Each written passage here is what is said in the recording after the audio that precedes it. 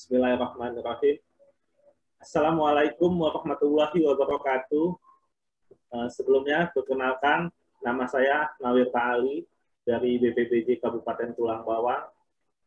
Alhamdulillah di hari yang cerah ini kita berjumpa kembali di kegiatan webinar kelas khusus MS Training and Consulting dengan tema pengadaan konsultan perencana atau perancangan berdasarkan peraturan LKPP 12 tahun 2021. Dengan narasumber hari ini Bapak Tatang Sontani, beliau adalah Kepala BPPJ Setdakap Batang, Jawa Tengah, sekaligus narasumber PBJP dan pendamping kontrak konstruksi LKPP. Di tengah-tengah kita sudah hadir juga guru kita, pembimbing dan mentor kita, Suhu Muji Santosa dan Prof. Muklis Istaini. Sebelumnya, izinkan Udo membacakan ketentuan dalam kegiatan kita hari ini. Narasumber akan menyampaikan materi kurang lebih 45 menit dan dilanjutkan diskusi serta tanya jawab selama 45 menit. Peserta yang mengajukan pertanyaan, klik tombol raise hand dan akan diberikan kesempatan bertanya oleh moderator. Peserta mengisi link daftar hadir yang akan dibagikan setelah narasumber menyampaikan materi. Agar acara kita hari ini bermanfaat dan mendapat berkah dari Tuhan Yang Maha Esa, alangkah baiknya kita awali terlebih dahulu dengan berdoa menurut kepercayaan masing-masing. Berdoa mulai. Sekian. Baiklah, kepada narasumber kita, Bapak Tatang Sontani, waktu dan tempat saya persilahkan, Pak. Terima kasih Pak Nawir Ta'ali atas pengantarnya. Assalamualaikum warahmatullahi wabarakatuh. Yang saya hormati Pak Muji, yang saya hormati Pak Muklis, ya, dan saya hormati pula yang lain ya, yang hadir dengan setia di acara Pak Muji, MS Muji Santosa, Training and Consulting, luar biasa sekali. Sangat berbahagia sekali saya mendapat kesempatan kali ini untuk membagi sharing terkait dengan adanya perubahan peraturan di pengadaan barang dan jasa, khususnya yang sore ini akan saya sampaikan adalah tentang konsultansi. Sebelum ke materi, sedikit ingin saya menyampaikan bahwa kita selaku ASN, pelaku pengadaan barang dan jasa, ataupun pengelola pengadaan barang dan jasa memang harus siap ya menghadapi perubahan apapun. Walaupun memang di hati kecil kita kadang berpikir setiap perubahan itu apakah ada rentang waktu tertentu apabila dikatakan normal ya, misalnya setiap 5 tahun sekali atau 3 tahun sekali. Tidak kemudian kita rasakan sepertinya tiap tahun ada perubahan. Ya. Jadi kondisi ini memang mau tidak mau harus kita sikapi, secara bijak bahwa memang perubahan itu memang harus ada ya, harus ada.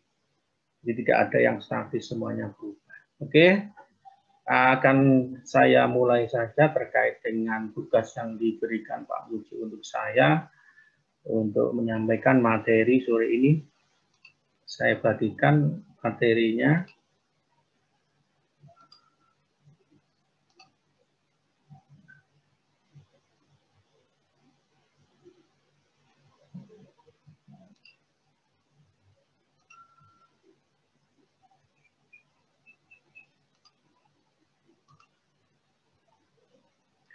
Baik, Bapak Ibu yang saya hormati, hari ini sore ini saya akan menyampaikan terkait dengan pengadaan konsultan perencana atau perencanaan berdasarkan peraturan yang baru, yaitu Perkara LKPP nomor 12 tahun 2021.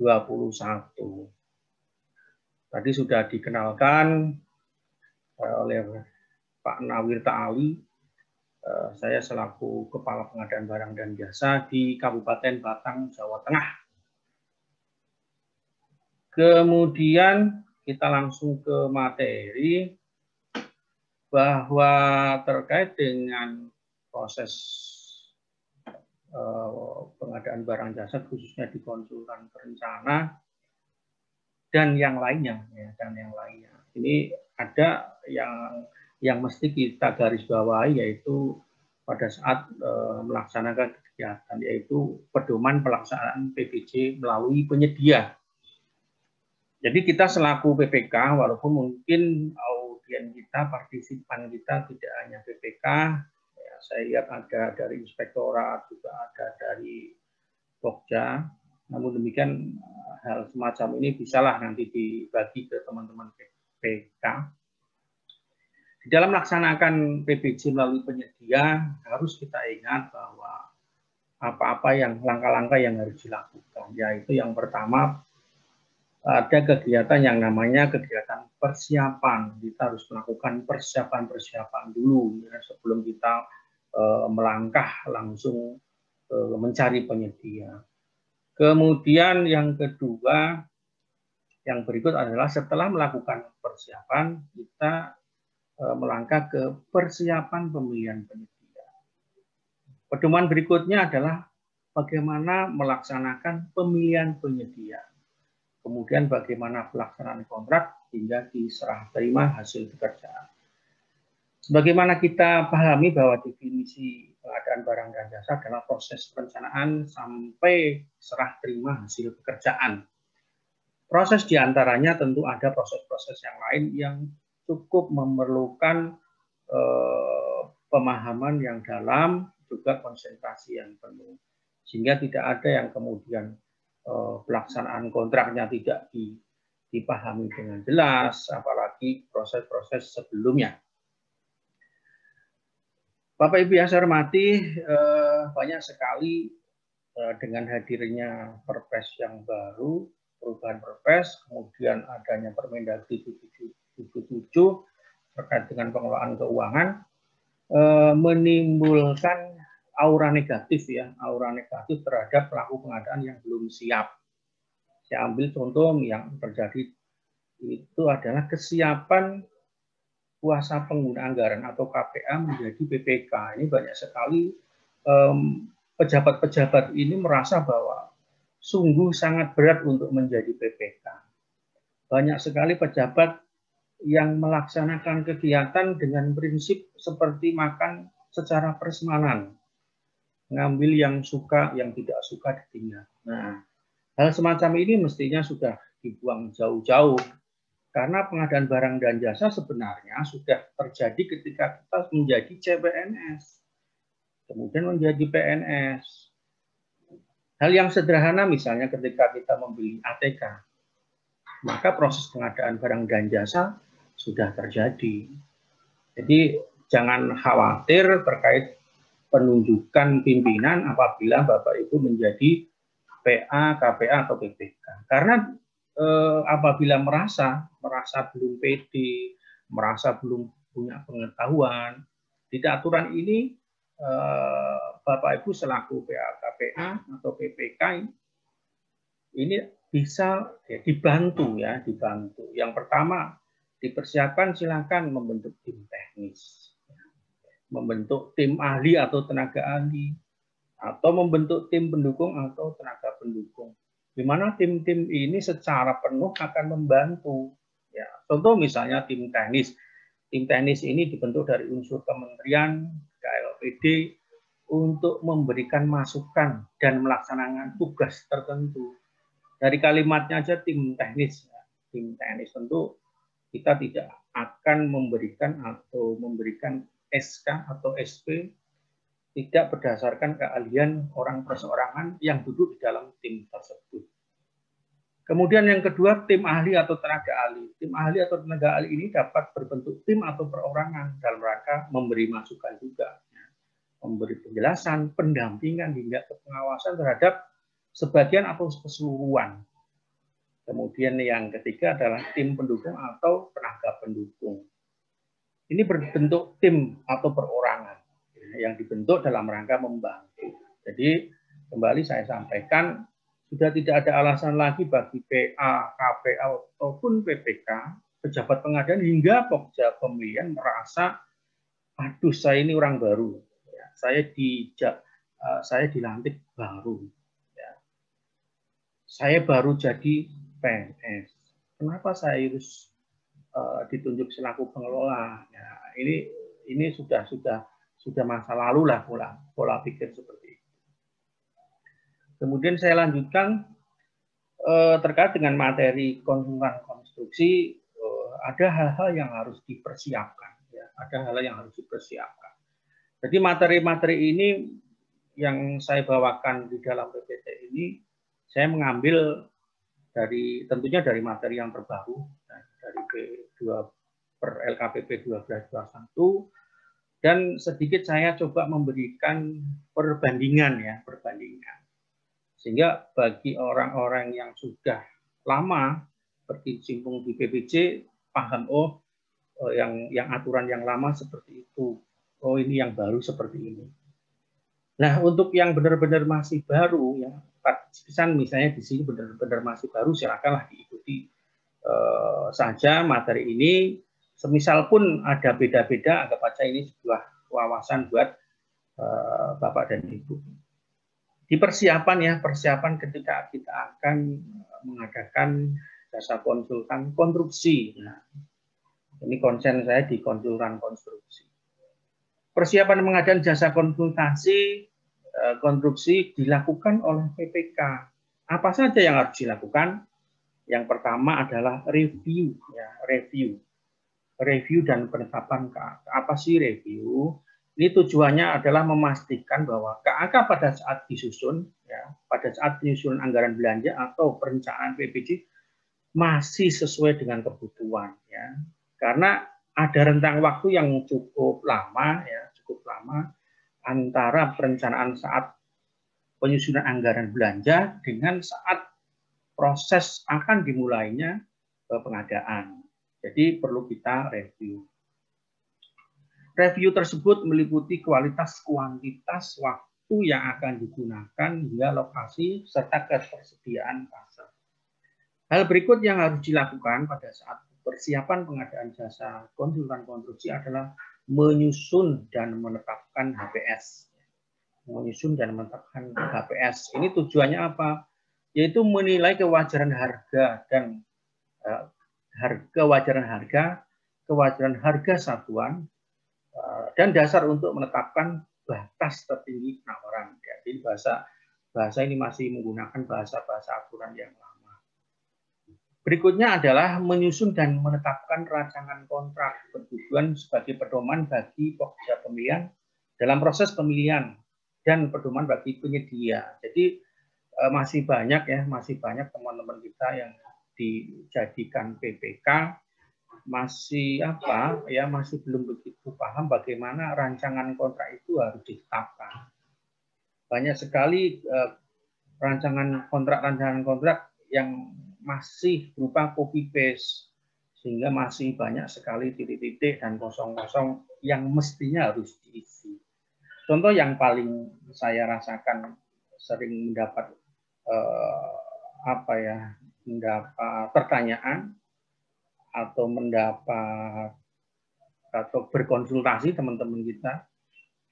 Ini biasanya di rancangan kontrak, khususnya di penetapan ya, di SSUK-nya, penetapannya, di uang muka, ini masih menggunakan kalimat-kalimat bahasa hukum. Misalnya ada setinggi-tingginya dan seterusnya. Mestinya kalau sudah menjadi rancangan kontrak, PPK memberikan uang berapa, uang muka berapa, tetapkanlah. Mau setinggi-tingginya, misalnya 30 ya 30, 25 ya 25, dan seterusnya. Ya, itu terkait dengan penyusunan dan penetapan rancangan kontrak. Jadi di aturan yang baru ini, di LKPP 1221 terkait dengan uang muka ada hal yang baru ya. Jadi besaran uang muka untuk usaha mikro kecil serta koperasi. Ini untuk nilai paku ya. 50 sampai 20. Kalau yang sebelumnya di peraturan sebelumnya kan kecil non kecil, tapi ini sudah dipilah-pilah lagi berdasarkan paku. Sampai dengan 50 ya, sampai 200 juta ini paling rendah. Paling rendah itu 50%.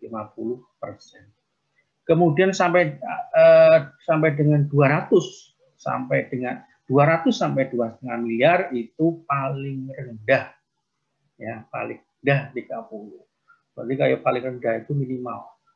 Kemudian 2,5 sampai dengan 15 miliar ini paling tinggi, ya, paling tinggi atau plafon tertinggi adalah 30%. Jadi untuk PPK mohon dibuka lagi bahwa persyaratan terkait besaran uang muka ada perubahan. Kemudian bagi PPK ya terkait dengan persiapan pemilihan, PPK tentunya harus menyampaikan dokumen persiapan pengadaan dan permintaan pemilihan penyedia melalui seleksi kepada UKBPJ melalui aplikasi. Ini masih sama ya dengan yang kemarin-kemarin. Jadi memang polanya seperti itu. Ketika PPK mau menginginkan seleksi atau tender, maka dia harus memberikan surat ya. Memberikan atau semacam surat permintaan kepada UKBPJ. Kemudian PPK juga harus memiliki ya, tentu karena dia selaku PPK, dia juga harus punya SP atau SK, surat keputusan penetapan. Kemudian tentu dia juga dibekali atau dia memiliki RKA PD yang telah ditetapkan. Kemudian juga punya edit paket RUP, serta rencana waktu penggunaan. Jadi PPK harus punya pemikiran output saya ini nanti kapan ya. Kemudian sesuai dengan sirup output ini direncanakan kapan. Jadi harus punya reng-rengan seperti itu, rancangan seperti itu. Bagi Pokja pemilihan, persiapan pemilihan melalui penyedia dilakukan oleh Pokja pemilihan itu apa saja sih? Ya, yang pertama review. Nah, review. Jadi hal yang aneh kalau kemudian ada Pokja pemilihan yang begitu menerima saja dokumen dari PPK tanpa melalui review. Kemudian menetapkan metode pemilihan, menetapkan metode kualifikasi, kemudian menetapkan persyaratan penyedia, menetapkan metode evaluasi penawaran, hingga sampai menetapkan jaminan penawaran dan jaminan sanggah banding. Ini untuk Pokja pemilihannya. Lalu apabila sebagai pejabat pengadaan, apa sih yang harus dilakukan? Itu diantaranya adalah mereview dokumen persiapan, menetapkan persyaratan, menetapkan jadwal, sampai dengan menetapkan dokumen pemilihan. Ini untuk pejabat pengadaan. Selanjutnya untuk penyusunan dan penetapan rancangan kontrak. Jadi tadi sedikit saya singgung terkait dengan rancangan kontrak ini, bagaimana menyusun dan menetapkan. Tujuannya apa sih rancangan kontrak itu? Rancangan kontrak ini sebagai pedoman bagi Pokja pemilihan dalam proses pemilihan dan pedoman bagi penyedia dalam menyusun penawaran. Ya. Jadi Bapak Ibu selaku pengelola apabila di posisi pemerintah, ya, rancangan kontrak yang ditayangkan itu nanti akan dibaca oleh penyedia. Penyedia nanti akan melihat, oh misalnya uang mukanya diberikan berapa sih, waktu pelaksanaan yang disiapkan itu apa, kemudian lingkup pekerjaannya apa saja sih. Ya. Jadi itu kenapa kemudian rancangan kontrak itu ya harus detail, karena nanti akan menjadi pedoman.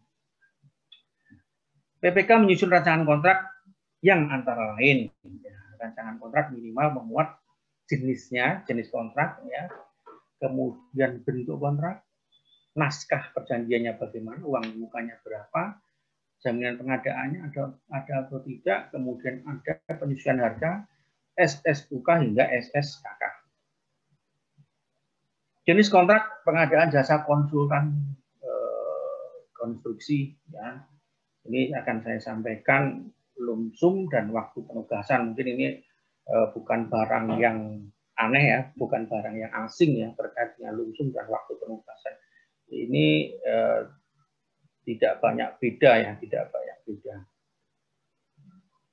Saya lanjut. Di metode pemilihan jasa konsultan konstruksi, Pokja pemilihan melaksanakan seleksi atau penunjukan langsung untuk pengadaan jasa konsultan konstruksi dengan nilai HPS paling sedikit di atas 100 juta. Ya. Yang pertama terkait dengan penunjukan langsung. Jadi Bapak Ibu kalau misalnya kemudian mendapat tugas penunjukan langsung dilihat dulu ya, apakah kriterianya sudah memenuhi atau tidak. Yang pertama, jasa konsultan konstruksi ya, apabila menggunakan penunjukan langsung ini harus memenuhi, hanya dapat dilakukan oleh satu pelaku usaha yang mampu ya. Bukan hanya satu pelaku usaha saja, tapi ada kalimat berikutnya adalah yang mampu. Yang kedua, jasa konsultan konstruksi yang hanya dapat dilakukan oleh satu pemegang hak cipta. Kemudian yang ketiga, repeat order ya, repeat order. Kemudian yang keempat, jasa konsultan konstruksi yang telah dilakukan seleksi ulang mengalami kegagalan ya. Terkait dengan penunjukan langsung jasa konsultan konstruksi karena seleksi ulang, tentu harus dilalui seleksi ulang gagal dulu ya. Seleksi ulang gagal baru penunjukan langsung. Nah, terkait dengan repeat order sedikit ingin saya sampaikan ya. Jadi tidak kemudian serta-merta langsung repeat order, ada syarat-syarat ketentuan yang harus dipenuhi. Untuk jasa konsultan konstruksi yang berkaitan dan atau ruang lingkupnya sama dengan pekerjaan sebelumnya. Ya, ruang lingkupnya sama. Ruang lingkupnya sama apa saja? Mulai dari uraian pekerjaan, keluaran yang ingin dihasilkan, metodologi yang digunakan, dan atau komposisi tenaga ahli. Ya. Jadi intinya 1, 2, 3, 4 ini terpenuhi. Uraiannya sama, keluarnya sama, metodologi yang digunakan sama, kemudian komposisi tenaga ahli juga sama. Ya. Kemudian syarat lainnya apa? Desainnya berulang. Jadi desainnya berulang itu ya mirip, ya misalnya kantor kelurahan, ya.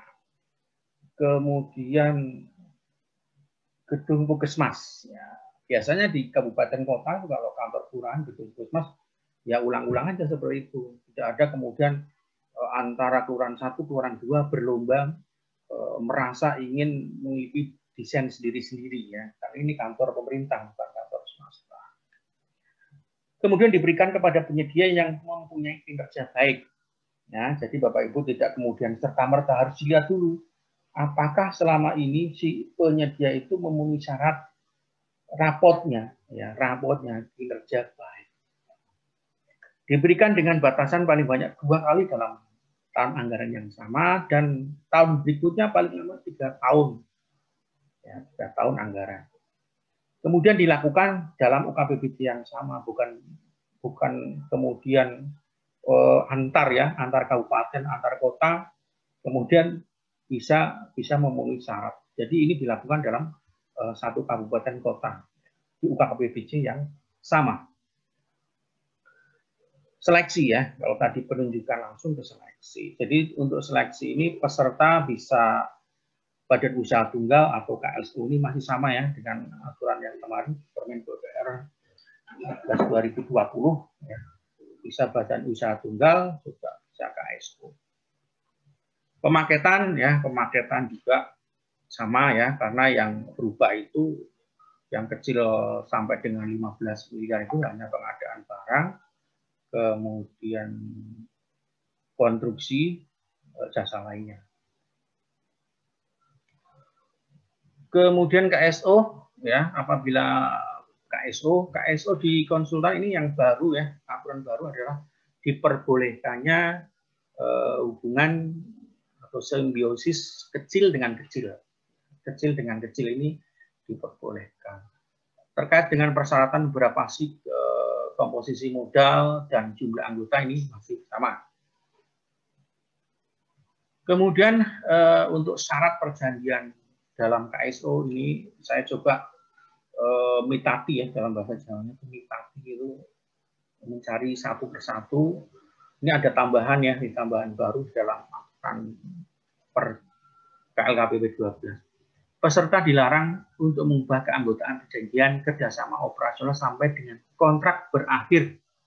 Ya, kontrak berakhir apabila ditunjuk sebagai penyedia. Apabila tidak sebagai penyedia, ya silakanlah mau berubah-ubah. Kemudian perjanjian KSO dapat mengubah pembagian hak, kewajiban, dan tanggung jawab dalam perjanjian KSO setelah kontrak ditandatangani dengan terlebih dahulu. Ya, kalau sebelum kontrak tidak boleh, tapi kalau setelah ditandatangani silakan. Itu perubahannya terkait dengan KSO. Nah, terkait dengan sertifikasi kompetensi kerja, ini saya sandingkan ya antara PUPR 1420 dengan Perlem LKPP 1221. Terkait dengan personel inti tenaga ahli, dibuktikan saat rapat persiapan penunjukan penyedia. Ini di aturan lama. Di aturan baru di Perlem LKPP, ya, per LKPP 1221 dibuktikan saat penyerahan personil setelah penandatangan kontrak. Nah, ini bedanya, Ya. Kemudian beda yang lainnya di Permen PUPR 14, peserta yang tidak dapat membuktikan sertifikat kompetensi kerja, apa nih? Ya, apa sanksinya? Pembatalan, penetapan, dan atau sanksi daftar hitam. Nah, kemudian di per LKPP 12 ada bedanya. PPK ya. PPK meminta penyedia untuk mengganti. Jadi ini lebih kalau saya melihat penyedia lebih dianulir lagi ya, lebih direndahkan lah. Jadi sanksinya itu lebih dimudahkan lagi. Jadi kalau yang di aturan lama itu sampai adanya sanksi daftar hitam, tapi di aturan yang baru di per LKPP 12 peserta yang tidak dapat membuktikan sertifikat kompetensi kerja, maka sanksinya, ya, kalau saya ini bukan sanksi ya, tapi ini semacam apa ya, solusi. Ya. PPK meminta penyedia untuk mengganti dengan personil inti tenaga ahli yang memenuhi persyaratan. Jadi hanya meminta pengganti. Kemudian tanggung jawab penyedianya apa? Wajib mengganti dengan personel inti tenaga ahli yang memenuhi syarat. Jadi di ranah ini ya di ranah sertifikat kompetensi tidak ada yang namanya sanksi daftar hitam seperti di aturan yang lampau ya, tidak ada. Kemudian persyaratan kualifikasi teknis badan usaha ini juga coba saya sandingkan ya, antara PUPR 1420 dengan per LKPP 1221. Personil inti ya. Oh ini sama, ini sama, masih sama.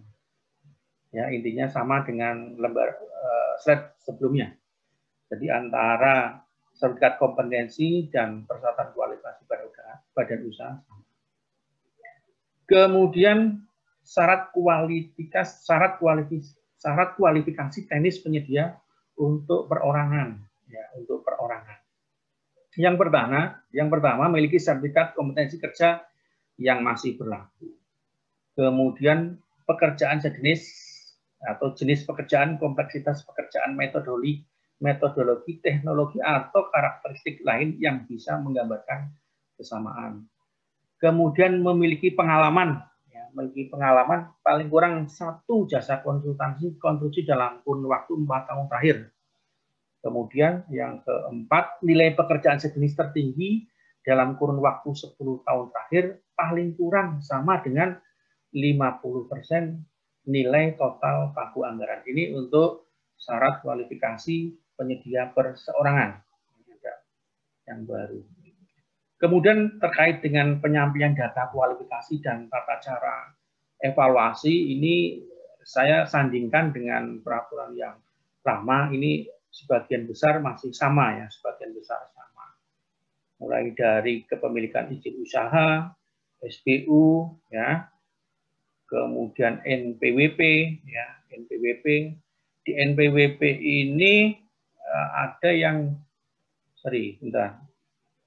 di NPWP ya, ini tata cara maupun penyampaian kualifikasi ini masih sama, ya, misalnya tidak masuk dalam blacklist, conflict of interest, ya, kemudian bukan PNS, tidak masuk ditetapkan sebagai bangkrut, ya, penyedia yang bangkrut.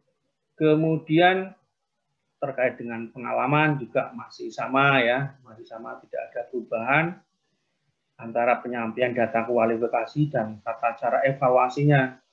Nah, ini masih sama. Misalnya pengalaman. Pengalaman ini diambil dari daftar pengalaman pada isian kualifikasi yang dibuktikan pada saat pembuktian kualifikasi. Nah, ini. Kemudian pengalaman sejenis ya untuk pekerjaan usaha kecil. Jadi ini kemarin saya melihat untuk pengalaman ya antara pekerjaan usaha kecil kemudian usaha menengah ya, saya lihat tidak banyak perubahan, namun untuk kedalamannya ya, nanti kedalaman penilaiannya ada sedikit yang berubah, nanti di slide berikut akan saya sampaikan. Kemudian nilai ambang batas minimal ini masih sama ya, untuk pengalaman pada pekerjaan sejenis antara 25 sampai 40%. Kesesuaian besar nilai pekerjaan sejenis antara 35 sampai 45. Kemudian pengalaman pekerjaan jenis ya pada lokasi yang sama ini 20 sampai 30%. Kemudian domisili perusahaan 5%, jumlahnya 100. Ini tidak banyak yang berubah. Kemudian terkait dengan SKN ya, SKN tahun kemarin masih disyaratkan yang di aturan yang kemarin. Di Perka LKPP 1221 ini tidak dipersyaratkan adanya SKN. Kemudian berikut terkait dengan untuk SKN ya tidak bersyaratkan, ini lanjut ya di slide berikut. Nah ini untuk KSO ya. Data kualifikasi pada peserta KSO disampaikan oleh pejabat yang menurut perjanjian KSO berhak mewakili KSO atau Litkom. Ini juga tidak ada perubahan. Kemudian pembuktian, ya, pembuktian terkait dengan dokumen kualifikasi ini beberapa juga masih sama ya. Ketika direksi yang hadir, bagaimana kita pembuktiannya juga masih sama. Yang beda adalah saat pembuktian Pokja membandingkan kesesuaian antara izin berusaha di bidang jasa konstruksi, sertifikat lain apabila dipersyaratkan ya, terkait dengan MPWP status valid. Status valid ini banyak sekali penyedia-penyedia yang berkonsultasi ke kami karena merasa bahwa ketika dimasukkan ke dalam sistem ya, sistem pengujian atau tracking konfirmasi statusnya tidak valid ya, statusnya tidak valid, jadi mereka khawatir tidak dapat pekerjaan. Sedikit saya sampaikan bagaimana mengecek atau tracking konfirmasi status wajib pajak valid ya. Saya sudah mencoba, saya masukkan dengan MPWP saya sendiri ya, misalnya dengan mengakses ke TPS ya, DJP online pajak OID ya. Kemudian login menggunakan MPWP serta kata sandi kita isikan aja. Kemudian klik layanan. Setelah klik layanan, klik KSWP, kemudian pada profil pemenuhan kewajiban pajak saya, klik atau pilih konfirmasi atau KSWP. Maka apabila kita merupakan penyedia atau personil yang taat pajak, maka akan muncul ya, muncul seperti ini, NPWP valid, SPT tahunan PBH 2 tahun terakhir valid. Ya. Ini hal yang baru ya. Kalaupun kita misalnya mau iseng-iseng ya, kepo, pengen tahu bagaimana sih caranya supaya dapat informasi bahwa NPWP valid, silakan dicek sendiri aja. Mudah kok. Kemudian terkait dengan tenaga kerja tetap ya, ini juga tidak ada perubahan ya, masih sama dengan peraturan yang dulu. Kemudian verifikasi terkait dengan data informasi form elektronik isian kualifikasi SPSE ya, dan fasilitas lain juga ini tidak ada perubahan ya. Kemudian apabila peserta tidak hadir dalam pembuktian kualifikasi, ini juga ketentuannya masih sama ya. Ya. Kemudian terkait dengan syarat kualifikasi teknis penyedia, ini ada hal baru ya, hal baru. Namun demikian sebenarnya ini berupa penegasan saja ya, berupa penegasan saja. Syarat kualifikasi teknis penyedia badan usaha yang pertama, persyaratan kualifikasi teknis meliputi memiliki pengalaman paling kurang 1 pekerjaan jasa konsultan konstruksi dalam kurun waktu 4 tahun terakhir, baik di lingkungan pemerintah maupun swasta, termasuk pengalaman subkon. Memiliki pengalaman mengerjakan pekerjaan sejenis. Memiliki pengalaman pekerjaan sejenis untuk pekerjaan usaha kecil berdasarkan sub. Ya, sub. Namun untuk usaha besar, menengah besar, maka berdasarkan sub atau lingkupnya.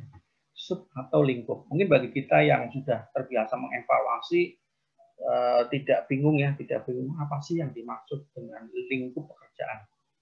Kemudian memiliki pengalaman mengerjakan pekerjaan jenis dalam kurun waktu 10 tahun terakhir. Kemudian penyedia dengan kualifikasi usaha kecil yang baru berdiri, ya, baru berdiri. Tadi di awal ada pembahasan ini ya, ketika kita membuka Zoom pertama. Untuk penyedia yang belum pengalaman bagaimana? Ini ada aturannya ya. Berdiri kurang dari 3 tahun dan belum memiliki pengalaman. Dikecualikan, ya, dikecualikan ketentuan 1. Ya, untuk nilai paket pengadaan sampai dengan paling banyak 1 M. Kriteria kualifikasi teknis ini juga masih sama dengan aturan Permen PU 14 ya, tidak banyak berubah. Pengalaman perusahaan peserta harus diisi dalam isian kualifikasi ya, tentu ya.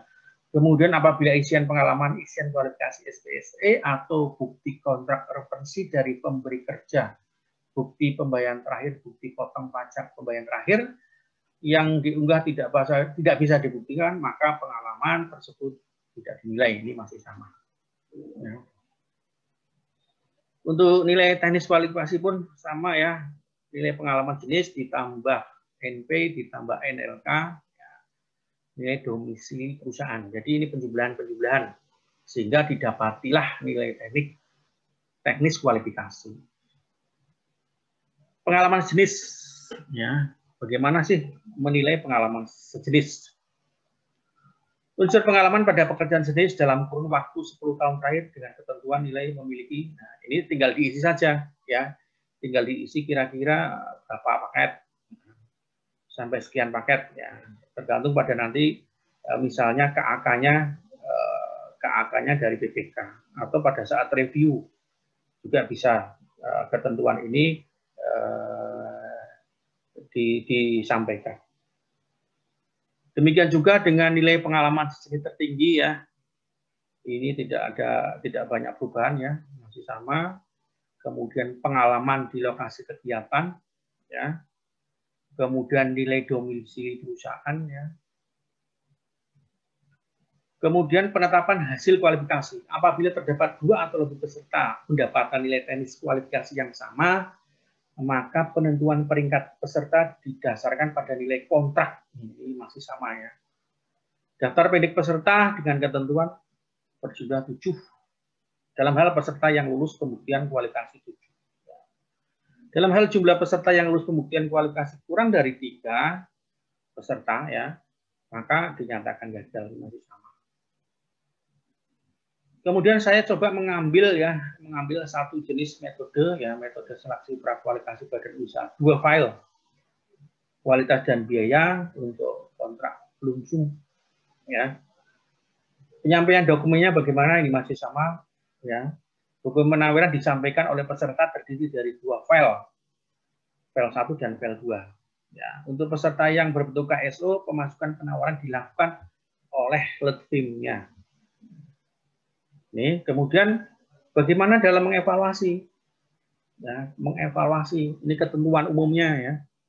Ini sebenarnya hampir mirip ya, hampir mirip. Cuma ada beberapa yang dikurangi, ada beberapa yang ditambahi di dalam peraturan yang baru ini. Ketentuan umum dalam mengevaluasi yang pertama adalah POKMIL dilarang menambah, mengurangi, mengganti, dan seterusnya. POKMIL atau peserta dilarang menambah, mengurangi, mengganti, mengubah isi dokumen penawaran. Kemudian penawaran yang memenuhi syarat adalah penawaran yang sesuai dengan ketentuan, syarat-syarat dan ruang lingkup, ya, ruang lingkup, serta kualifikasi tenaga ahli yang ditetapkan dalam dokumen seleksi tanpa ada penyimpangan yang bersifat penting, ya, bersifat penting atau penawaran bersyarat. Untuk penyimpangan yang bersifat penting dan bersyarat ini masih sama, ya, masih sama dengan PUPR 14. Pokmil dilarang menggugurkan penawaran dengan alasan kesalahan yang tidak substansi, ya, misalnya kesalahan remeh-temeh, ya, pengetikan, penyebutan sebagian nama atau keterangan atau surat penawaran tidak berkop. Para pihak dilarang mempengaruhi melakukan intervensi, ya. Jadi ini secara umum, ya, secara umum ini masih sama, ya, aturan-aturannya ini dengan aturan PUPR.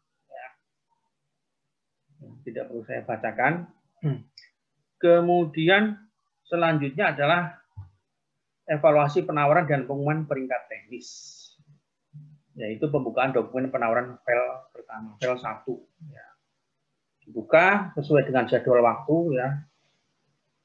Apabila misalnya ternyata tidak bisa dibuka, ya, maka atau misalnya pun error, ya, bisa disampaikan ke LPSE lokal. Kalau LPSE lokal bisa membuka, proses dilanjutkan. Kalau LPSE lokal tidak bisa, maka ke LPSE LKPP. Ini aturannya masih sama. Evaluasi penawaran dilakukan dengan metode kualitas biaya. Ini file 1 isinya adalah evaluasi administrasi dan evaluasi teknis. Pokmil menetapkan peringkat teknis. Kemudian di file 2 biaya, Pokmil tidak boleh menggugurkan penawaran pada waktu pembukaan dokumen penawaran file 2, kecuali file penawaran 2 tersebut berdasarkan keterangan dari LPSE memang tidak bisa dibuka. Ya. Kemudian evaluasi administrasi ini juga tidak ada perbedaan dengan aturan yang lama, ya. Intinya bahwa di dalam mengevaluasi administrasi itu meliputi memeriksa kelengkapan dokumen penawaran. Penawaran dinyatakan memenuhi persyaratan administrasi apabila syarat-syarat substansi yang diminta berdasarkan dokumen seleksi terpenuhi, ya, yaitu dengan lampirannya dokumen penawaran administrasi teknis file 1, dokumen penawaran biaya file 2. Ya, jadi gambarannya seperti itu, tidak ada perubahan. Kemudian di evaluasi teknis, ya, evaluasi teknis ini mulai dengan penilaian-penilaian. Ini coba saya menganalisis di aturan Permen PUPR 14 dengan yang perkal 1221. Ini ada sedikit perubahan, ya, terkait dengan kualifikasi tenaga ahli. Kualifikasi tenaga ahli terdiri dari daftar riwayat hidup personil. Ini juga sama di Permen PUPR yang lama, ya. Kemudian kontrak atau referensi dari pejabat penandatangan kontrak, ya. Ini dulu namanya kontrak atau referensi dari pengguna jasa. Untuk yang sekarang diganti pejabat penandatangan kontrak. Kemudian di yang baru ini ada kualifikasi tenaga ahli terdiri dari surat pernyataan ketersediaan untuk ditugaskan. Ini sama. Nah, ini yang benar-benar berbeda adalah di yang baru, ya, pindaian scan ijazah asli atau legalisir dan sertifikat profesional. Untuk yang lama hanya pindai scan ijazah asli atau legalisir. Ya. Tidak ada persyaratan dan. Kalau dan berarti dua-duanya harus terpenuhi. Ijazah iya, sertifikat profesional ya iya. Nah, ini yang baru, ya. Bukti pocong pajak. Ya, form 21 pasal 21 form 1721 atau form 1721A1 apabila tenaga ahli yang diusulkan adalah tenaga ahli tetap. Ini masih sama, ya. Jadi untuk kualifikasi tenaga ahli ini menurut saya hal yang berbeda banget adalah kaitannya ada persyaratan scan ijazah asli dan sertifikat profesional. Kemudian terkait dengan pengalaman, ini pengalaman sama ya, terkait dengan PUPR 14 dan 20 dengan per LKPP 1221, ini bobotnya sama ya. Kemudian subunsurnya ya, subunsurnya untuk yang dinilai pemahaman atas jasa layanan, kualitas metodologi, hasil kerja, gagasan baru, ini juga bobotnya masih sama. Ya. Demikian juga terkait dengan tingkat dan jurusan pendidikan atau lulusan perguruan tinggi negeri atau perguruan tinggi swasta yang telah diakreditasi juga sama. Sampai dengan status tenaga ahli yang dibuktikan juga pembobotannya masih sama. Pengusahaan bahasa asing ya ini pilihan ya, kalau mau di pertandingan silahkan diisi bobotnya. Penguasaan bahasa setempat apabila ada ya. Itu apabila hanya ada satu atau dua yang lulus evaluasi teknis, maka proses seleksi tetap dilanjutkan, dan apabila tidak ada peserta yang lulus evaluasi teknis dinyatakan gagal. Ini masih sama. Pengumuman hasil evaluasi PL1. Kenapa ini saya sampaikan kemarin di Permen PUPR yang lama tidak begitu menegaskan ya, tidak begitu menegaskan atau memberikan memberikan langkah ya, langkah ke kita bagaimana sih cara mengumumkan. Nah, di per LKPP 1221 pengumuman peringkat teknis atau hasil evaluasi administrasi dan teknis sekurang-kurangnya memuat A, B, C, D, E, F, yaitu nama paket pekerjaan, nama dan alamat pekerjaan, NPWP, nilai teknis masing-masing, ambang batas masing-masing, hasil evaluasi. Jadi ada guide ya, guide-nya ada guide-nya. Kalau yang dulu saya melihat tidak ada. Kemudian ke pembukaan dokumen penawaran file 2. Ini saya melihat masih sama ya, masih sama antara peraturan yang lama dengan peraturan yang baru. Ya. Kemudian demikian pula untuk unsur-unsur yang diteliti dan dinilai, ya, untuk diteliti dan dinilai dalam evaluasi penawaran biaya ini terhadap apa saja, kewajaran biaya pada rincian biaya langsung personil, kewajaran penugasan tenaga ahli, penawaran teknis, kewajaran penugasan tenaga pendukung, kewajaran biaya pada biaya langsung personil dan personil. Nilai akhir ya, nilai akhirnya ini ya, ini untuk bobot teknis dan bobot biaya 60 sampai 80, 20 sampai 40. Kemudian ini adalah rumusan untuk nilai biaya terendah. Di nilai penawaran biaya terendah diberikan nilai tertinggi. Sementara itu untuk nilai penawaran biaya peserta lain yang secara profesional maka rumusnya adalah sebagai berikut. Itu ya. Ini juga masih sama ya, terkait dengan untuk mendapatkan pemenang ya, antara aturan lama dengan baru. Kemudian ini ada hal yang baru terkait dengan klarifikasi negosiasi teknis di jasa konsultasi. Walaupun di peraturan lama ada ketentuan atau aturan terkait dengan klarifikasi negosiasi, namun di per LKPP yang baru ada semacam guideline buat kita terkait dengan kegiatan klarifikasi dan negosiasi teknis dan biaya.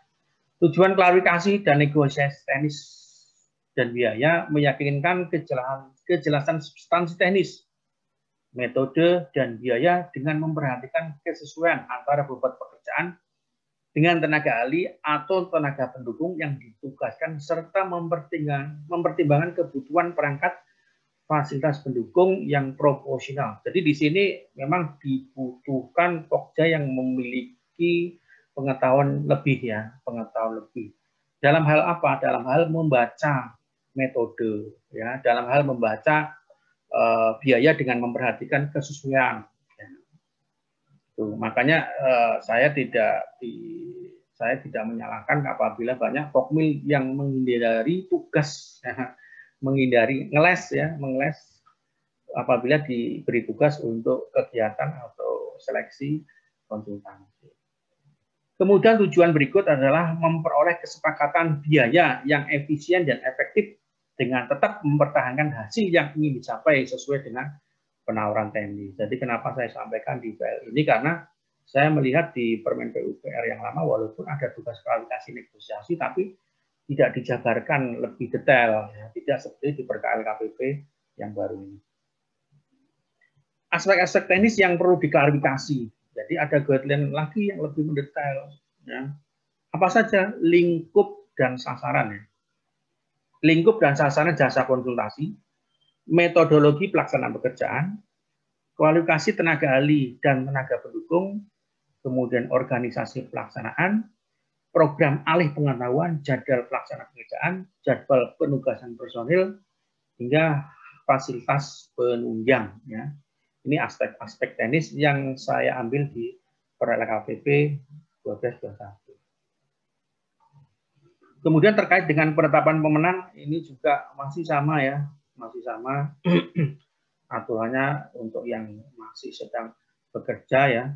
Ditetapkan sebagai pemenang apabila diklarifikasi pekerjaan tenaga ahli di paket sebelum sudah selesai. Kalau belum selesai, tidak akan menjadi pemenang ya. Kemudian apabila dia daftar di mana-mana ya, kemudian menjadi calon ya, maka dia hanya dapatnya satu saja. Hanya dapat satu paket pekerjaan setelah dilakukan klarifikasi. Dan yang terakhir adalah penetapan pengumuman pemenang. Yaitu satu pemenang dan paling banyak dua pemenang cadangan melalui aplikasi SPSE.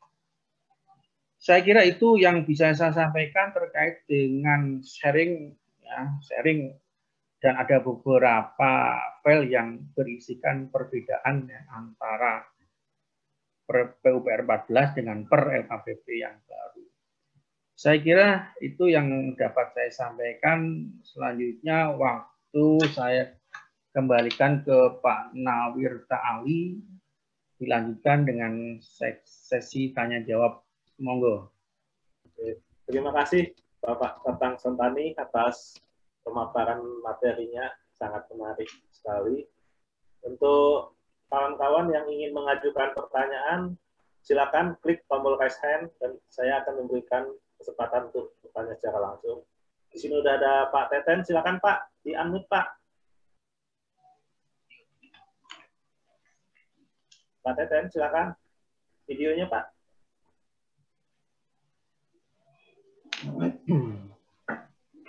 Ya, dari mana Pak?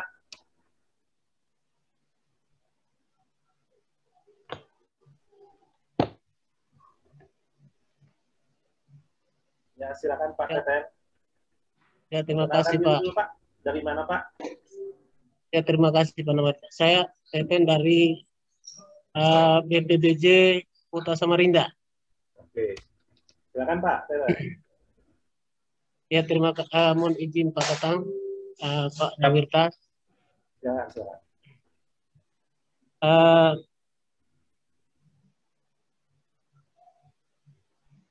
Di dalam penjelasan tadi yang saya tekan apa yang fokus ingin saya tanyakan ini adalah tentang penilaian kualifikasi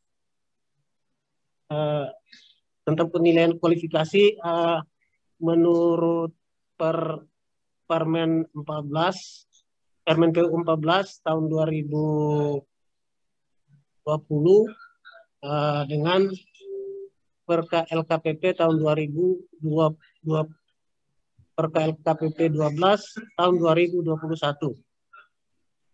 Kalau menurut penjelasan tadi bahwa di situ masih ada penilaian 20 untuk nilai pengalaman sejenis 25 sampai 40, terus ada kesesuaian besaran nilai pekerjaan sejenis 35 sampai 40.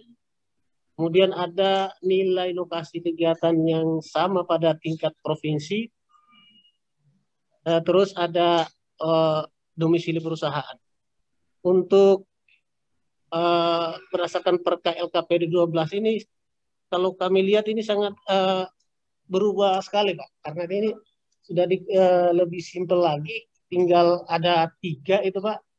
Yaitu pekerjaan di bidang jasa konsultasi konstruksi paling kurang 1 pekerjaan dalam kurun waktu 4 tahun. Yang kedua memiliki pengalaman mengerjakan pekerjaan sejenis.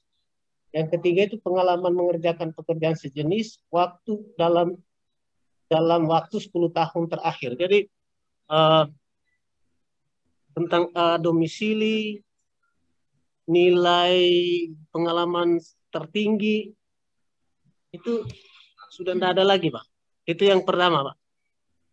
Yang kedua, untuk kalau penawaran biaya personil, kalau berdasarkan Permen PU 14 itu, kalau saya tidak salah, penawaran biaya personil di bawah remunerasi itu dinilai menghasilkan penilaian wajar atau tidak wajar. Kemudian apabila biaya penawaran itu dianggap tidak wajar, maka harga tidak memenuhi remunerasi diberi nilai 0. Itu untuk berdasarkan Perka LKPP nomor 12 tahun 2021, itu apakah masih berlaku, Pak? Mungkin itu aja, Pak. Terima kasih. Assalamualaikum warahmatullahi wabarakatuh. Waalaikumsalam warahmatullahi wabarakatuh. Terima kasih Pak Teten. Silakan Pak Tatang Suntani. Langsung saja Pak. Pertanyaan berikut aja Pak. Dilanjut. Oh, dilanjut dulu. Ya. Belum ada ini Pak yang raise hand Pak. Itu.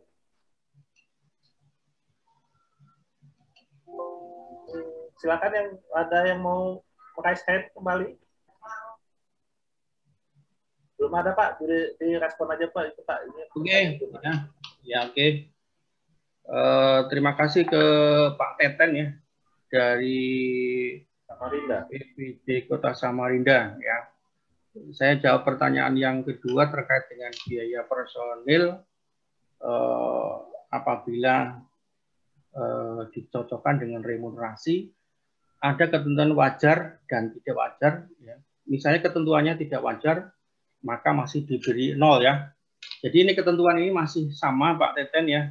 Tidak ada perubahan antara per Permen PUPR 14 dengan per RKPP 1221. Nah, untuk yang terkait dengan pertanyaan yang pertama ini terima kasih sekali Pak Teten koreksinya. Jadi intinya memang terkait dengan uraian pengalaman 10 tahun terakhir ini tidak sampai ke 4 ya, ada domisili perusahaan. Jadi domisili perusahaan ini memang saya koreksi memang tidak ada Pak Teten ya, tidak ada. Terima kasih Pak Teten terkait dengan koreksinya, dan saya menegaskan terkait dengan pertanyaan yang kedua bahwa memang masih sama ya, masih sama untuk terkait dengan penilaian di remunerasi wajar dan tidak wajar sama dengan 0. Sama dengan 0. Oke, Pak Teten. Bagaimana Pak Teten? Sudah cukup? Ya, siapa? Terima kasih. Terima kasih atas penjelasannya. Terima kasih Pak Teten. Oke, silakan kawan-kawan yang ingin bertanya, silakan klik tombol raise hand. Ini di kolom chat ada pertanyaan Pak dari Doni Tonto Setiaji dari PBJ Kabupaten Kudus. Mohon masukan. Apabila syarat personil dalam dokumen pemilihan TA022, penyedia menawarkan personil TA020. Dalam evaluasi personil, apakah menggugurkan? Bagaimana Pak Tatang?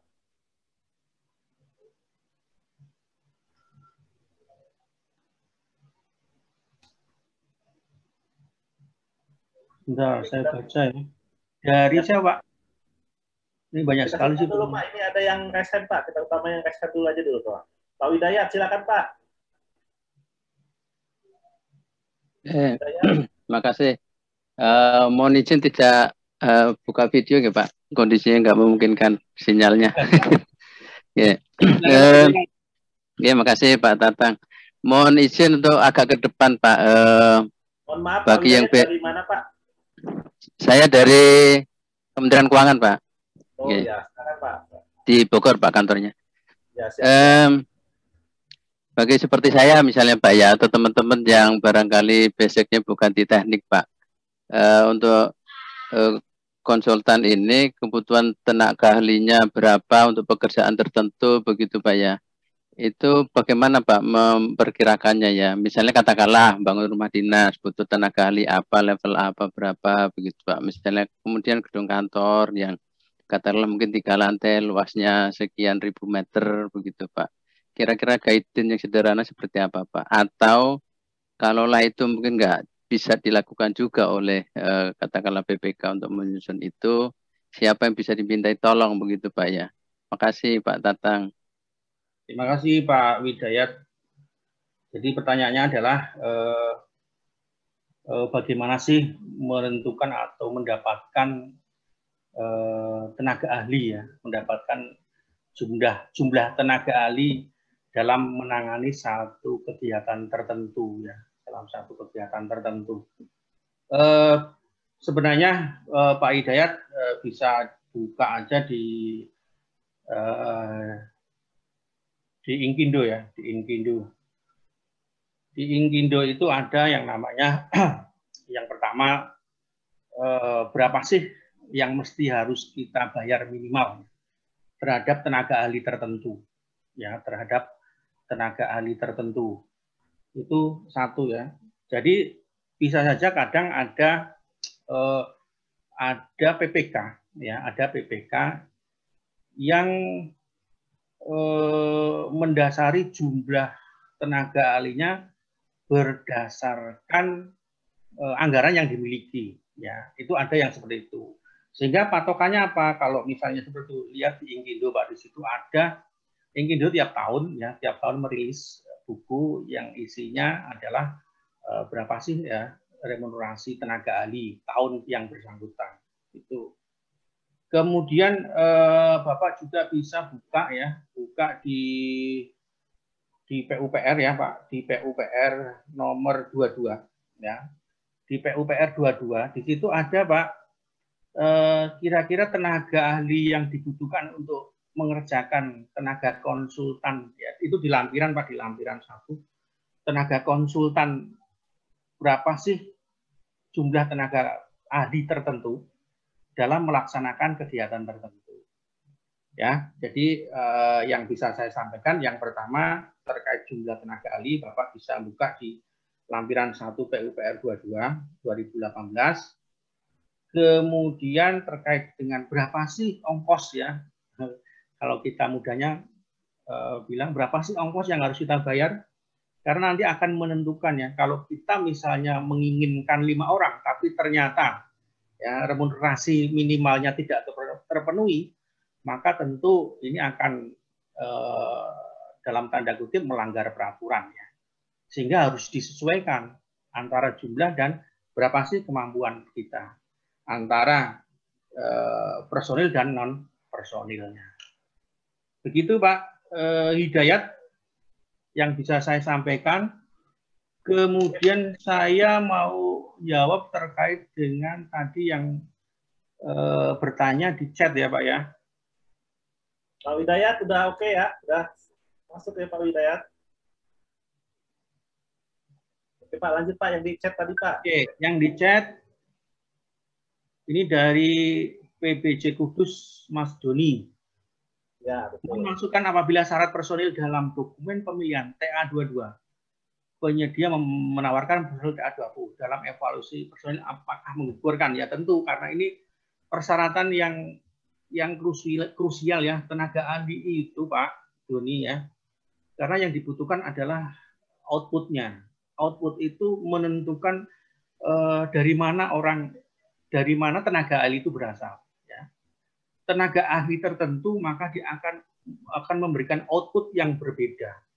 Ketika di dalam KAK kita mensyaratkan tenaga ahli tertentu, maka tentu ada korelasinya dengan pekerjaan tertentu. Ya, jadi tentu akan menggugurkan apabila tenaga ahli yang kita syaratkan itu misalnya 022, tapi dia memberikannya tenaga ahli yang lain atau 020. Jadi jawabannya apakah menggugurkan? Jawabannya adalah menggugurkan. Terima kasih. Selanjutnya Pak Ahmad Jailani, silakan Pak. Jangan Pak. Baik, terima kasih. Izin bertanya terkait dengan sertifikat kompetensi kerja. Tadi disebutkan dalam Perlem LKPP itu sepertinya sudah tidak ada sanksi. Nah, bagaimana ketika tadi kan harus meminta penyedia untuk mengganti personil inti, ya, dan andai saja dalam realitanya mereka janji dan akhirnya nggak juga memberikan. Nah, dalam kasus seperti ini kira-kira apa yang harus dilakukan? Terima kasih, Bapak. Oke, Pak. Pak Jalani dari mana ya, Pak? Dari BPS, API BPS. Oh, siap. Jadi tadi saya sampaikan antara per LKP 14 tahun 2020 dengan per LKPP ya. PUPR 14 dengan per LKPP ini ada perbedaan. Di PUPR 14 apabila tidak bisa memberikan atau menyampaikan tenaga ahli maka gugur dan blacklist ya. Ya, betul. Di per LKPP 12 itu sepertinya dimudahkan ya, Pak. Betul. Dimudahkan yaitu dengan cara apa? Mengganti tenaga ahli yang sesuai. Ya, tenaga ahli yang sesuai itu yang pertama keahliannya sesuai, pengalamannya juga sesuai. Nah, pertanyaannya adalah ini pertanyaan klasik, Pak. Oh ya. Pertanyaan klasik dan banyak sekali dialami oleh teman-teman kita PPK.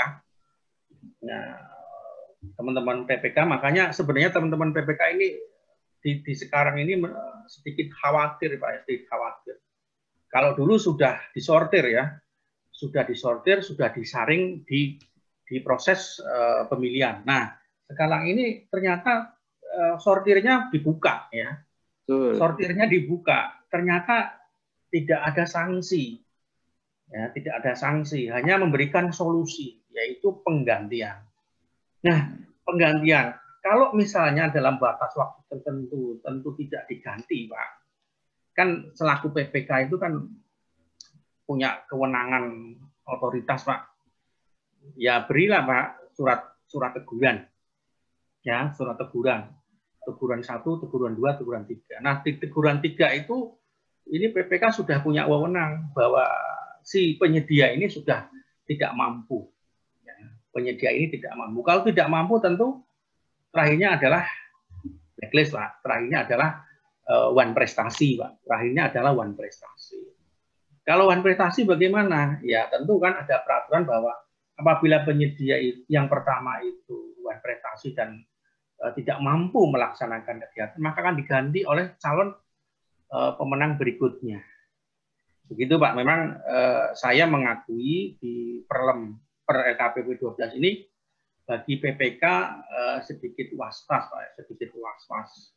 Artinya ada kegiatan yang sebenarnya mestinya harus tuntas di proses pengadaan, ternyata masih bisa lolos di tataran pekerjaan PPK. Begitu, Pak Ahmad Jailani.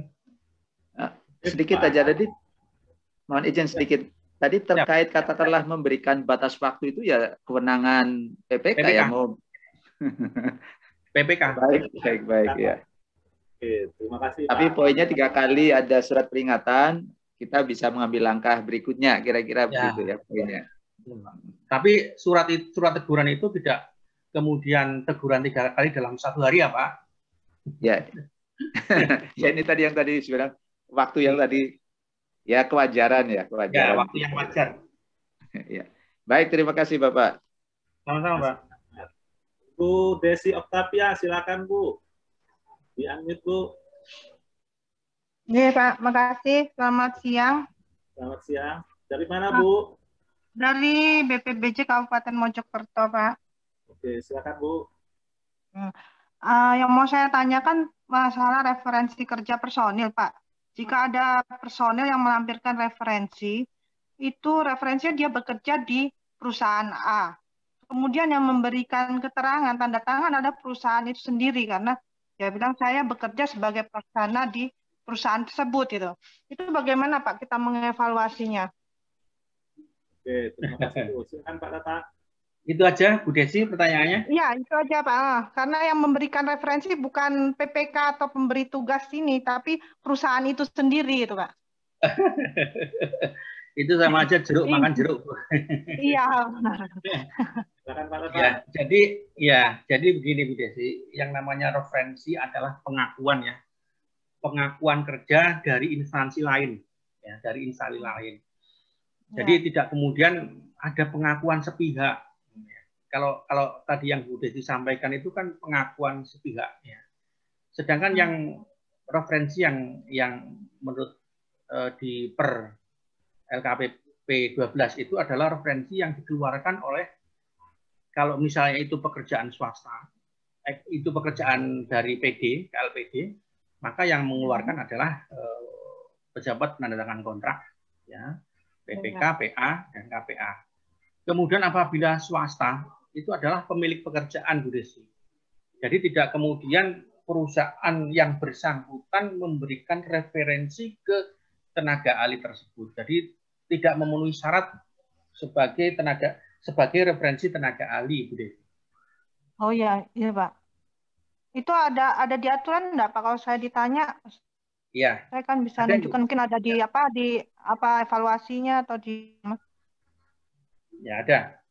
Coba Ibu buka di MDP-nya, Bu. Di MDP pada saat mengevaluasi ya.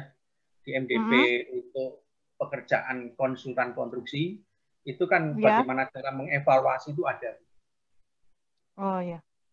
Oke. Iya Pak. IKP-nya biasanya ada, Bu. Di IKP, di tata cara evaluasi ada.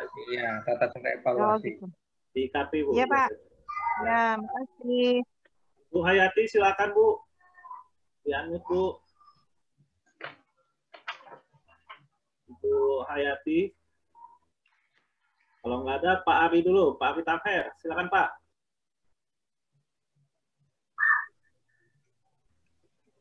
Terima kasih Pak atas kesempatan yang diberikan.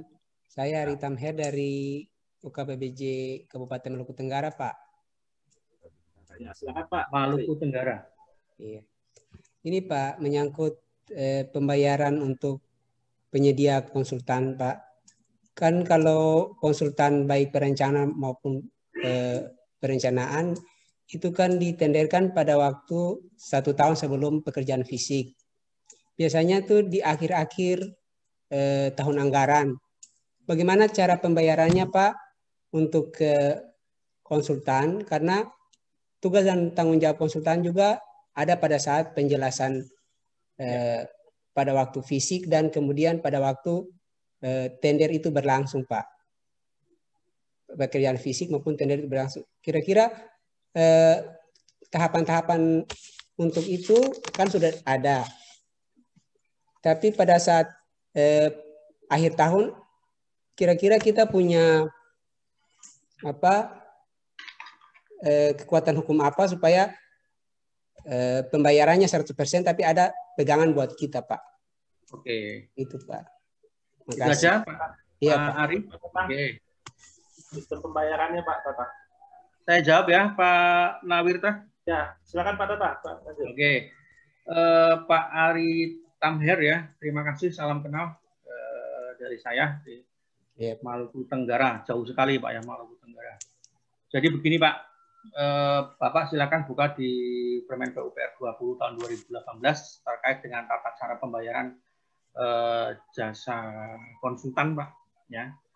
Jadi di pembayaran terkait dengan pekerjaan konsultan, ketika pekerjaan itu 100%, itu kita membayarnya hanya 85%, Pak. Ya, membayarnya 85%. Karena di 85%, ya. Kenapa di 85%? Karena tadi yang Bapak sampaikan, ada unleasing yang harus dihadiri oleh konsultan perencana. Kemudian ada pekerjaan konstruksi yang pada saat rapat-rapat rutin di pekerjaan konstruksi juga harus dihadiri konsultan perencana. Ya. Nah, kalau kemudian Bapak sudah membayarnya 100% di N-1 ya di tahun sebelumnya, tentu Pak, Bapak akan kesulitan memanggil konsultan tersebut. Ya, konsultan secara normalnya ya tentu akan merasa bahwa pekerjaan saya sudah dibayar, ngapain ngurusi pekerjaan itu ya. Sehingga Bapak harus di anggaran pada saat anggaran tahun 2000 berikutnya ya N+1, Bapak harus menyiapkan anggaran melalui DPA-nya yaitu 15%, Pak. Ya, yaitu 15%. Jadi ini adalah hal yang klasik yang ditemui rekan-rekan se-Indonesia, bahwa betapa sulitnya ketika kita mengajak konsultan perencana yang pekerjaannya N-1 maupun N yang bersangkutan atau N0. N0 pun sama, Pak. Susah diundang untuk acara unwishing, ya Pak. Susah diajak pada saat rapat pertama maupun rapat-rapat berikut ketika ada permasalahan di pelaksanaan konstruksi. Ya, kesalahannya apa? Ternyata kesalahannya adalah PPK sudah membayar 100%. Ya, sudah membayar 100% konsultan perencana. Nah, pertanyaan berikut, lah kalau misalnya sudah terlanjur bagaimana, Pak? Ya, ini kalau sudah terlanjur, ini adalah catatan atau rapot, Pak. Rapot untuk penyedia, yaitu jasa konsultan. Nilainya jangan kasih nilai baik, Pak. Nah, jangan kasih nilai baik karena dia tidak kooperatif pada saat kita undang untuk membantu PPK pada saat acara unwishing maupun acara-acara pelaksanaan konstruksi. Itu ya. Bapak berikan rapot, jangan rapot yang baik. Kemudian untuk kedepannya, Pak, mulai diatur kembali tata cara pembayaran. Ya, tata cara pembayaran untuk konsultan perencana. Silakan dilihat di PUPR 22 2018 ya. Di sana sudah jelas, Pak, bahwa penandatanganan kontrak tidak boleh membayar sampai dengan 100%. Jadi begitu Pak Ari Tamher ya, saya sangat prihatin dengan yang dialami panjenengan Pak Ari Tamher. Gimana Pak Ari? Jelas Pak Ari? Ini Pak sedikit lagi. Bisa tidak Pak kita pakai pertanggungjawaban mutlak Pak dari penyedia konsultan? Maksudnya gimana? Kan pekerjaannya kan ada punya tanggung jawab lagi pada saat penjelasan di waktu tender dan pekerjaan fisik. Iya. Apakah bisa memakai pertanggungjawaban mutlak dari penyedia untuk beban kerja yang harus dilakukan, Pak? Iya. Karena kalau seandainya kita bayar 85%, otomatis anggaran yang kita sudah anggarkan itu berkurang lagi dari anggaran yang sudah ditetapkan, Pak. Ya, ya silakan Pak kalau itu solusi buat Pak Ari Tamher silakan ya. Tapi intinya memang konsep pembayaran itu sudah salah dari awal ya Pak Ari ya. Konsep pembayaran itu sudah salah dari awal. Sehingga ke depan Pak kalau misalnya ada kegiatan perencanaan, Bapak merencanakan di dua tahun anggaran Pak. Ya, gitu. Baik misalnya penetapan atau misalnya ada kesempatan perubahan anggaran silakan dipakai. Intinya bagaimana cara supaya konsultan perencana itu mau tetap aktif. Ya, tetap aktif apabila kita undang di acara unwishing maupun pelaksanaan pekerjaan konstruksinya. Itu. Lah, bagaimana caranya supaya mereka aktif? Hal yang paling efektif adalah dengan tidak membayarkannya 100%. Tidak membayar 100% kepada konsultan perencana yang bersangkutan. Silakan Bapak mulai untuk ke depan membayar konsultan perencana mulai 2 tahun anggaran, Pak. Disampaikan dulu kepada pengguna anggaran, Pak, konsepnya, kemudian dasar hukumnya, sehingga pengguna anggaran paham ya, pengguna anggaran paham, kemudian meyakini bahwa itu adalah langkah yang benar. Oke, Pak Ari, bagaimana Pak Ari? Sudah jelas ya, Pak Ari? Terima kasih Pak. Ya, karena biasanya kan kontrak konsultan itu biasanya lamsam biasanya, sub output yang dibayar ya Pak. Oke, terima kasih Pak Ari. Pak Triwidodo, silakan Pak. Pak Triwidodo.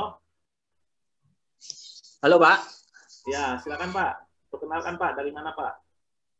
Ya, perkenalkan Pak, saya dari Depok Pak. Oke, silakan Pak Tri.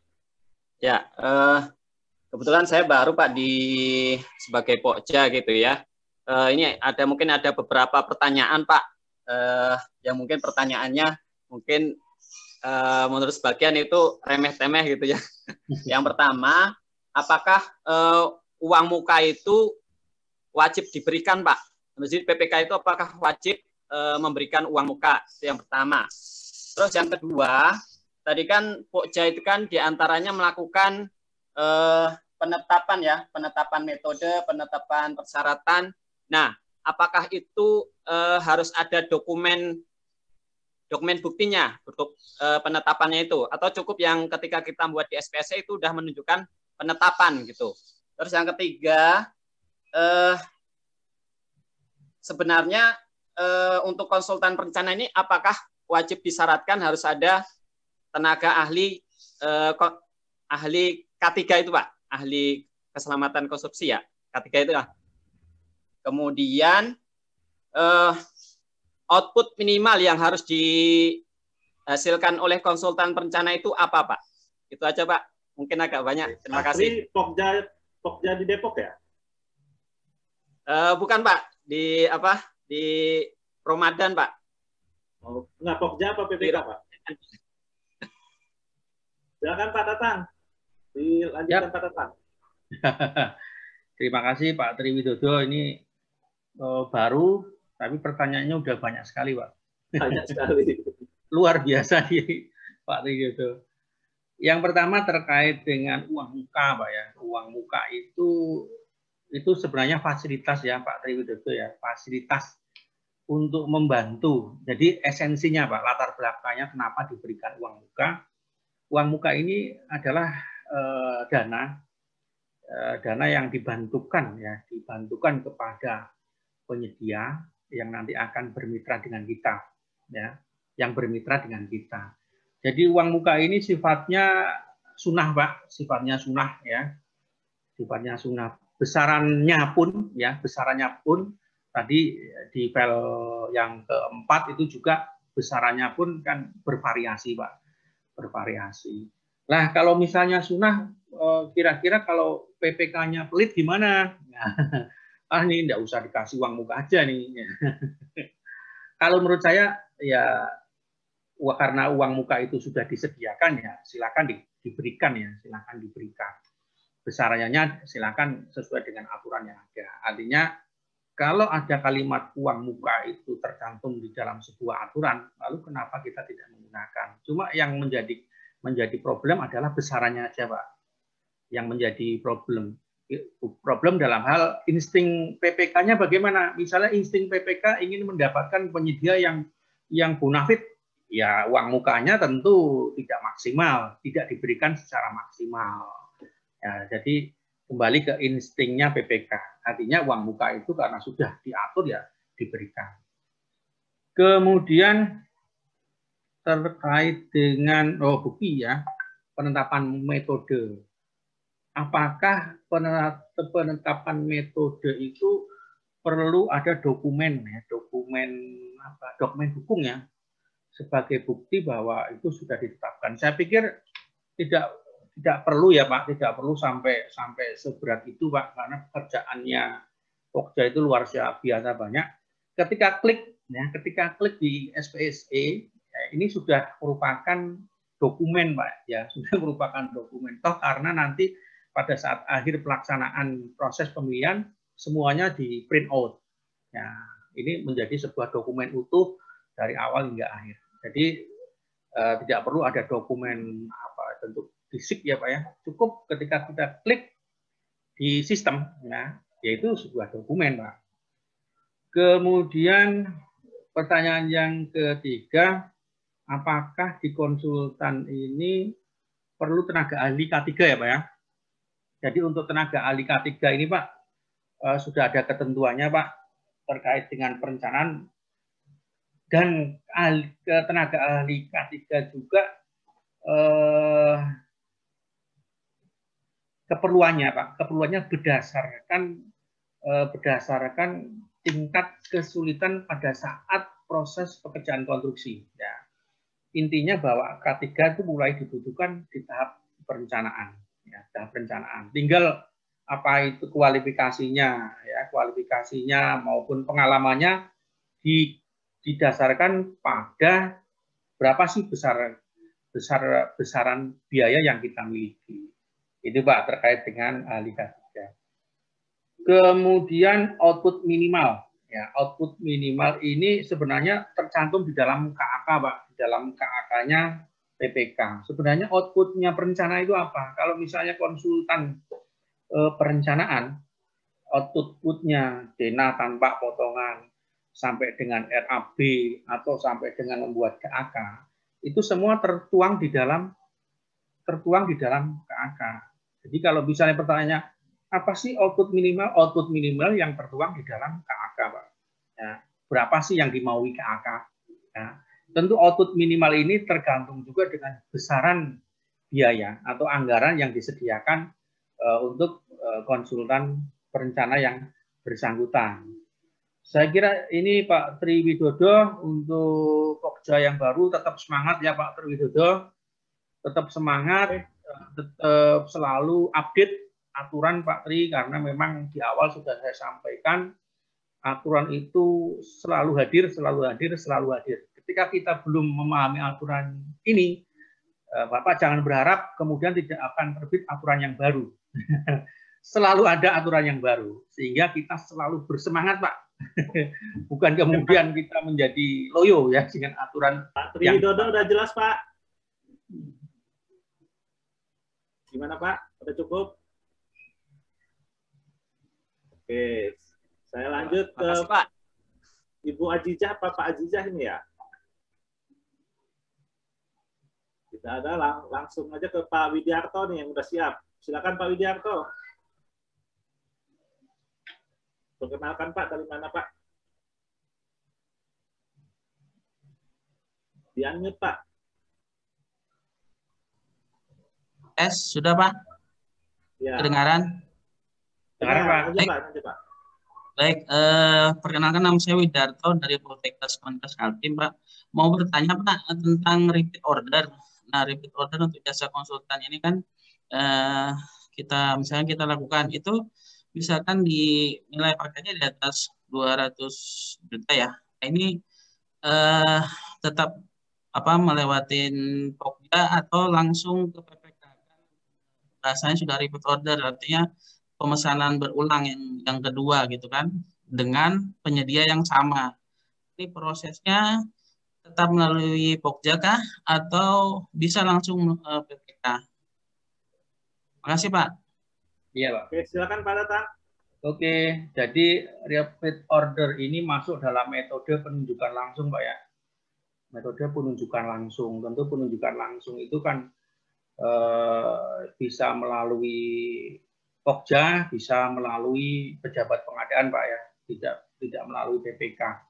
Jadi untuk repeat order ini Pak, tadi sudah saya sampaikan, intinya ada syarat-syarat Pak, syarat-syarat. Jadi bukan kemudian kita melihat gampang sekali ya kita mengadanya fasilitasi repeat order, tapi syarat-syarat itu harus dicermati ya. Jangan kemudian kita tergesa-gesa menentukan repeat order sementara kita melupakan syarat-syarat yang harus ditaati.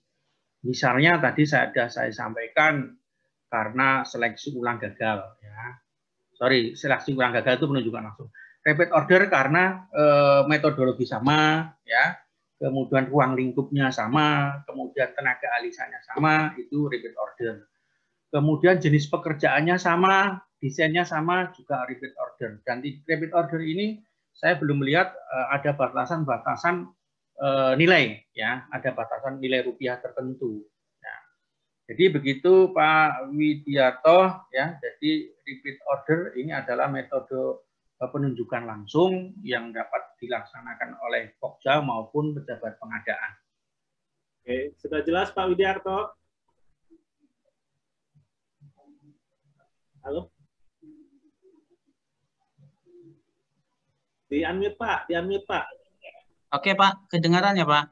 Ya, siap. Ya, kan gini Pak, persyaratannya sudah kita ikutin semua. Kemudian kan itu apa?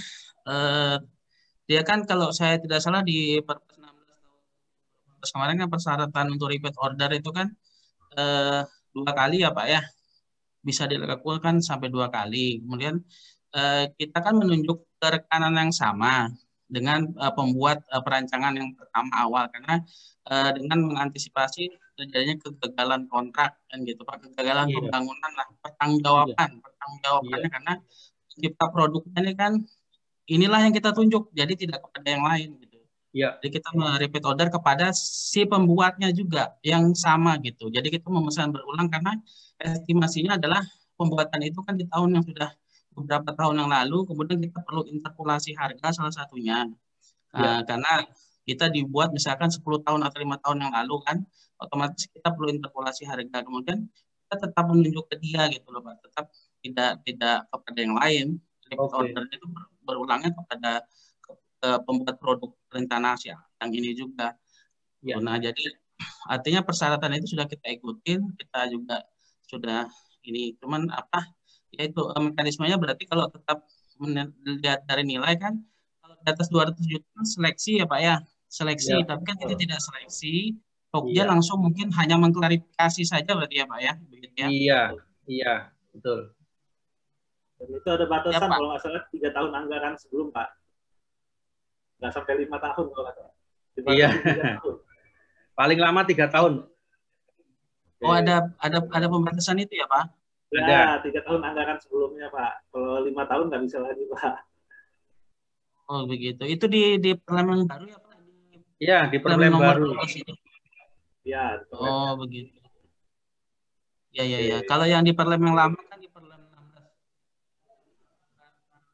16 itu kan Pak, yang saya baca kemarin kan memang dijelaskan hanya bolehkan 2 kali repeat order itu, tapi tidak menyebutkan tahun waktu itu Pak. Yang di Perpres 16 tahun 2018 tidak menyebutkan 3 tahun, beberapa tahun tidak ada. Tapi kalau di perubahan ini mungkin ada. Itu yang saya belum ketahui Pak. Makasih. Ya. Terima kasih. Selanjutnya Pak Delio, silakan. Perkenalkan Pak, dari mana Pak? Terima kasih Pak. Assalamualaikum warahmatullahi wabarakatuh. Waalaikumsalam. Saya dari Kota Parepare Pak, Sulsel Pak. Ya, lanjut Pak, silakan Pak. Begini Pak, mungkin agak keluar sedikit dari materi hari ini karena materi hari ini kan menyangkut masalah konsultan perancangan ya. Cuman kalau saya lihat hampir-hampir sama dengan penyedia jasa konstruksi Pak. Yang saya tanyakan begini Pak, saya ikut di salah satu kabupaten ikut lelang Pak, ikut lelang. Terus tadi dijelaskan bahwa untuk pembuktian tenaga manajerial itu kan pembuktiannya nanti pada saat setelah tanda tangan kontrak ya Pak. Betul. Ya, yang saya alami itu Pak, dan hampir semua peserta lelang itu juga demikian. Jadi panitia itu meminta kami selaku peserta itu membuktikan SKK-nya, terus kurikulum vitae, terus referensi kerja, itu memang kami lampirkan Pak, kami lampirkan dan kami buktikan keasliannya. Cuman ada lagi persyaratannya buktiannya, mereka meminta kontrak asli tempat kami pernah bekerja Pak. Misalnya katakanlah kami lampirkan di situ referensi kerja kami pernah bekerja misalnya katakanlah di daerah Kalimantan Pak, di daerah Kalimantan tahun 2015 Pak. Mereka meminta kontrak aslinya itu tempat kami pernah bekerja Pak pada tahun 2015 Pak, dan di Kalimantan. Kami konfirmasi Pak ke perusahaan tempat kami bekerja, dia bilang mereka agak kesusahan Pak untuk mencari kontrak asli itu, yang kemudian masa pembuktiannya pas hari itu Pak, kami tidak ada waktu lagi untuk ke Kalimantan ngambil kontrak aslinya itu Pak. Oke, langsung ke poinnya Pak Delio. ini memang ada aturan yang mengatur hal demikian, Pak, bahwa Pokja dibenarkan untuk meminta persyaratan yang demikian, Pak. Ya, makasih, Pak. Silakan Pak Tatang. Iya, Pak. Jadi ini bukan di tenaga ahli ya, Pak. Tapi saya lihat dari pertanyaannya, ceritanya, tapi di pengalaman ya, Pak. Di pengalaman ya. Jadi pengalaman ya, itu, Bapak ini dari penyedia ya, Pak ya? Penyedia, Pak. Betul, Pak. Dari CV apa, Pak? PT Karya Pare Sejahtera, Pak. Karya Pare Sejahtera. Iya, Pak. Terima kasih, Pak, atas pertanyaan. Jadi menurut saya, Pak, ya ini menurut saya hanya membandingkan dengan pekerjaan teman-teman Pokja saya yang ada di sini, bahwa kami tidak pernah kemudian memberikan waktu yang tidak mungkin, ya, memberikan waktu klarifikasi yang tidak mungkin dapat dipenuhi, itu satu. Kemudian kami juga tidak pernah kemudian kalau misalnya penyedia keberatan, kemudian kami langsung mengeksekusi bahwa penyedia itu tidak memenuhi syarat. Kami memberikan solusi. Kira-kira Bapak mau hadir hari apa? Yang penting masih di dalam waktu tender waktu seleksi yang sudah kami sediakan. Ya. Jadi itu, Pak. Jadi kalau menurut saya ini panitianya apa kehabisan waktu mungkin, Pak, ya. Sehingga Bapak kemudian dipersyaratkan harus hari itu juga bisa membuktikan. Ya, sehingga kenapa Pak di waktu atau jadwal tender itu ada waktu yang sudah ditentukan oleh Perka, ada waktu yang ditentukan secara mandiri oleh Pokja. Termasuk klarifikasi itu waktu yang ditentukan sendiri oleh Pokja. Nah, kalaupun misalnya kemudian Pokja yang tadi Bapak sampaikan kemudian memberikan eksekusi, ya saya tidak tahu Pak apakah itu karena waktunya memang sudah habis, ya, atau mungkin Bapak kurang bisa bernegosiasi, misalnya minta waktunya ditambah, ya. Jadi ada dua kemungkinan, Pak. Yang pertama memang waktu yang sudah ditetapkan di dalam jadwal itu memang habis, atau memang Bapak tidak mencoba meminta tambahan waktu. Jadi ada dua, Pak, yang bisa saya jawab, Pak. Terkait kemudian boleh Pak Tatang, sudah cukup Pak Adelio. Waktunya udah 15.37, nanti kita lanjutkan aja diskusi lagi. Gimana Prof. Kris? Kita closing dulu, nanti kita lanjutkan diskusi atau kita lanjut? Di ini dulu deh, Pak Adelio kayaknya ada sesuatu yang mau disampaikan nih. Biar clear dulu. Biar tuntas. Ya, Pak, ya? Oke. Silakan Masih Pak kesempatan, Tatang, Pak. lanjutkan Pak Tatang. Oh, silakan Pak Adelio. Lanjut kalau gitu. Begini Pak, yang saya pertanyakan, apakah memang dibenarkan? Misalnya begini Pak, saya kerja di Kalimantan tahun 2015 Pak. Saya kan orang tenaga teknis Pak. Tentu pindah-pindah tempat kerja Pak. Saya masukkan di sebagai pengalaman kerja saya Pak. Kemudian panitia meminta kontrak aslinya tempat saya pernah bekerja Pak. Sementara kan yang pegang kontrak aslinya kan itu perusahaan tempat saya pernah bekerja Pak. Dan saya yang pegang itu kontrak asli Pak. Nah, apakah memang benar Pak bisa dipersyaratkan bahwa si personil ini untuk membuktikan bahwa pernah bekerja di situ harus buktikan dengan kontrak asli Pak? Itu Pak maksud saya Pak. Oke Pak. Jadi saya jawab Pak ya, Pak Adelio. Bapak buka lagi di SDP-nya, ya di SDP-nya. Pembuktiannya itu yang diminta apa? Ya, kalau sudah di situ tertuang kontrak asli ya otomatis mau tidak mau Bapak harus tunduk terhadap SDP atau sekarang namanya NDP. Kemudian Bapak, mungkin ini saya memberikan kiat Pak, kiat untuk Pak Adelio, dan kebetulan Pak Adelio ini adalah penyedia. Apabila Bapak menawar ya, atau berminat di dalam satu jenis kegiatan tertentu, tentu mestinya harus menyiapkan Pak, kira-kira kalau pekerjaan ini perlu pengalaman apa sih yang dapat nilai? Ya. Pengalaman tentu yang disampaikan nilai. Tentu dari awal ketika membaca, mendownload baik AK maupun lain-lainnya yang ada di itu Bapak kan membaca Pak. Oh ini ada ketentuan persyaratan tenaga ahli sekian tahun. Pastinya Bapak sebelum menawar harus disiapkan Pak. Siapkan data dukungnya. Jangan kemudian ada merasa bahwa Bapak ini ada di posisi yang seakan-akan dolimi ya Pak. Seakan-akan dolimi. Jadi apabila menawar dari awal itu selalu Bapak menyiapkan Pak, menyiapkan seberapa mungkin dokumen sesuai dengan permintaan yang SDP. Begitu Pak. Berarti ini Pak, berarti kami selaku tenaga teknis di samping ketika selesai melaksanakan pekerjaan, di samping meminta referensi kerja, kontrak asli tempat kami kerja itu harus kami pegang juga ya Pak? Ya, ini persiapannya bagus Pak.